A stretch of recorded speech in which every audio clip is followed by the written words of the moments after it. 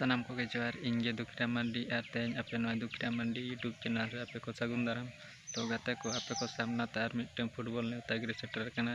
तो गाते को वीडियो बांग बिलोम करते चलो बन एतब ले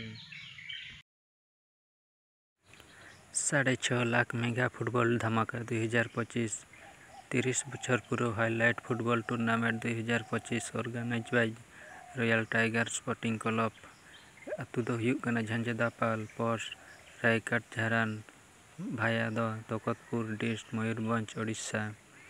खेलोना दिन दो हुयुग कना 4-10-2025 खन 5-10-2025 और टीम दो 16 टीम को हताव को और एंट्री फी लास्ट डेट दो हुयुग कना 31/8/2025 फुल पेड और एंट्री फी लेका को दो 20,000 टाका।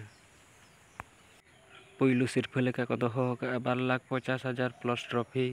सेकंड सिरफा लेका को दो 2 लाख और थार और फोर्थ लक्षे लक्षे। तो गाते को आलाबन हिड़िन ताबना 4-10-2025 5-10-2025 अभी धमाकेदार खेल हुयुग लगी गाते को। तो गाते को फुटबॉल खेल साथे निदा आगा बकरा लगी दो संगीन दिसम खन को शहर सेटरों कान आदिम वार जारपा ओपेरा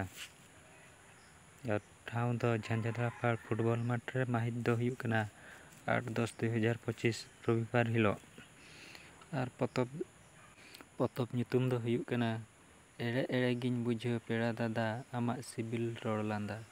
तो